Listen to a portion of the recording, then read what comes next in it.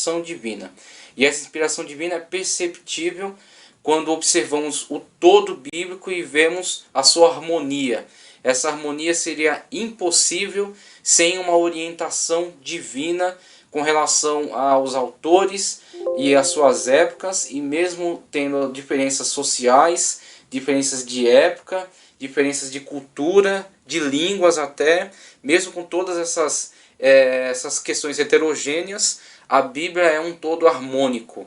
E também com relação às profecias que, se deixadas a uma capacidade puramente humana, seria inconcebível a realização desses feitos. As escritas proféticas e o cumprimento dessas profecias do nosso tempo, e profecias que ainda estão voltadas para um futuro, para um plano escatológico e que vão encontrar seu cumprimento.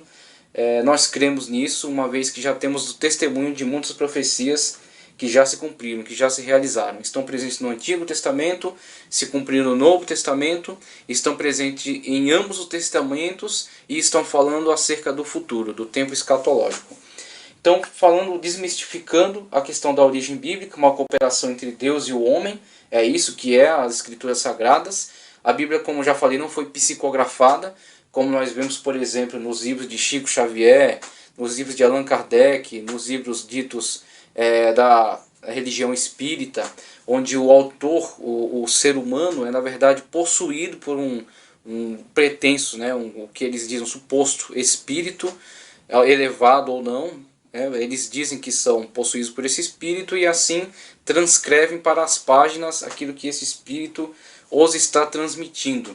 Essa é uma forma de escrita onde vemos a possessão desse ser humano por um espírito e a sua perda de consciência, o que não corresponde à questão bíblica.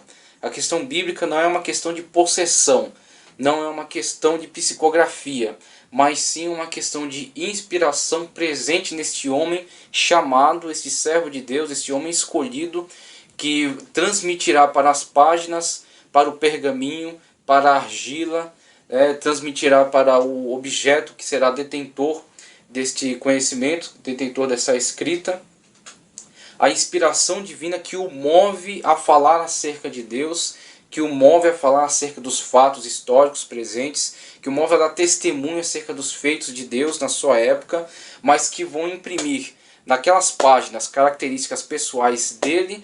A escrita de Paulo é diferente da escrita de Pedro. A escrita de Davi é diferente da escrita de Salomão. A escrita de Moisés é diferente da escrita de Esdras. Por quê? Existem características pessoais deste homem que não estava inconsciente no ato da escrita, mas que estava sendo inspirado pelo mesmo Espírito de Deus, que inspirou Moisés a escrever os primeiros livros da Bíblia, que inspirou Josué a escrever logo depois dele, e assim vai Samuel, os escribas da época dos reis, e assim por diante. Então, vemos a cooperação entre Deus e o homem na produção do Antigo Testamento e logo após, na sequência, a produção do Novo Testamento. Então, quando abordamos essa questão dos escritos, temos que situá-los. E a região em que estão situando este grande feito, esta realização de Deus pelo homem, é exatamente esta região denominada Oriente Médio, o que podemos hoje localizar no mapa Israel, aqui Egito, onde foi produzido também parte desse material descrito. Inclusive a Septuaginta, o que vai ser identificado como LXX na apostila, foi produzida mais ou menos aqui nessa região, onde ficava Alexandria. Então aqui temos Israel, aqui temos o que hoje é a Turquia, o que naquela época era a Anatólia, ou era o Ponto, como é chamado aqui, a Frígia, que é a Cilícia, eram todos nessa região. Aqui a Grécia, onde foram escritas muitas cartas, onde Paulo endereçou a Corinto, aos Tessalonicenses e por aí vai. Romanos aqui na Itália. Então temos aqui também a região que hoje é o Iraque, a Mesopotâmia.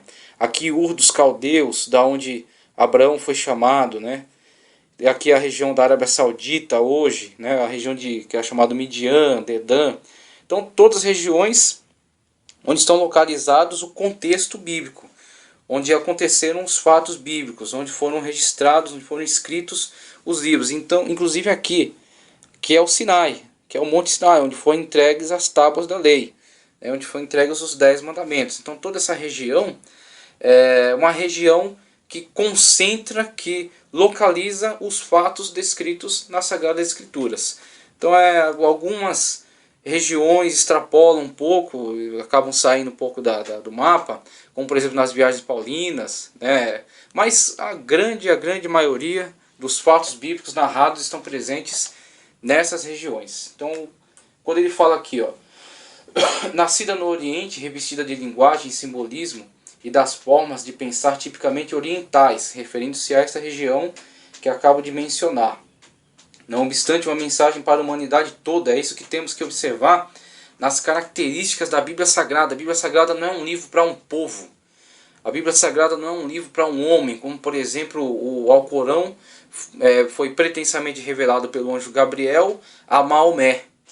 Então a revelação está detida, está vinculada a um personagem angelical, um personagem sobrenatural, que transmite revelação a um homem individualmente e que registra essa revelação e transmite. Então quer dizer, estamos vinculados àquilo que este homem individualmente recebeu e nos transmitiu com relação ao Corão.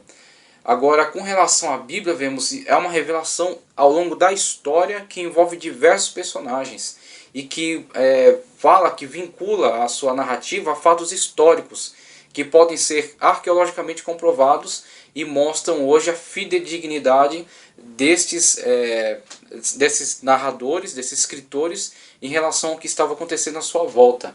Então vemos aí uma grande seriedade, um grande compromisso de Deus e dessas pessoas que estão envolvidas na conjuntura do texto bíblico, do Antigo Testamento. Então não é um livro para um povo só, não é um livro para um homem só, é um livro que trata da humanidade no contexto geral. Depois ele focaliza um povo, não porque este povo seja o único povo por quem Deus se importa, mas sim porque Deus escolheu o povo de Israel para ser o transmissor dessa verdade à humanidade. Inclusive Deus escolhe, vamos dizer assim, uma forma de dizer, apenas o menor dos povos, porque na época em que Abraão é chamado, por exemplo, havia a grande sociedade aqui dos caldeus, dos sumérios, e Egito já era uma potência extraordinária, havia os hititas aqui nesta região, mas Deus escolhe um homem, chama ele, este homem anda pela fé.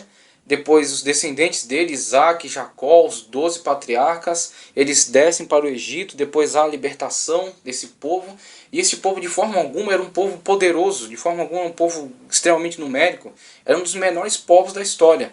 Mas este povo foi chamado por Deus e foi escolhido por Deus para ser o testemunho do poder de Deus. E não o poder deles mesmos. Então o poder de Israel era o seu Deus, o Deus que estava no meio deles. E enquanto Israel estivesse fiel à aliança, Deus ia mostrar o seu poder através de Israel, e todas as nações poderiam testemunhar quem é o verdadeiro Deus. Inclusive, as 10 pragas lançadas sobre o Egito, elas exatamente contraditavam a verdade, contraditavam as falsidades apregoadas pelos sacerdotes egípcios em relação aos seus deuses, e afirmava claramente, patenteava diante deles quem era o Deus verdadeiro. O Deus que estava libertando aquele povo que estava escravizado debaixo da potência egípcia, que era uma grande nação da época. Então vemos essa verdade revelada através das Escrituras, que Deus escolheu um povo, mas através desse povo fez uma revelação geral, uma revelação total. Deus escolheu uma região, mas por que escolheu essa região? Porque nesta região estava concentrada toda a cultura da época. Então os demais povos ainda não tinham um desenvolvimento técnico, um desenvolvimento cultural tão avançado ainda. Tinha alguns desenvolvimentos, por certo, tinha algum grau de cultura, com certeza.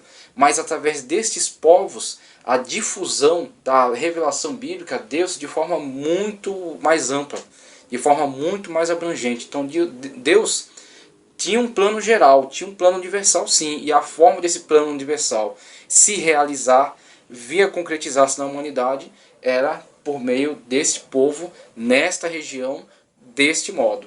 Escolhendo essa região, este povo de Israel, esta forma de revelação para então ela se difundir para toda a humanidade.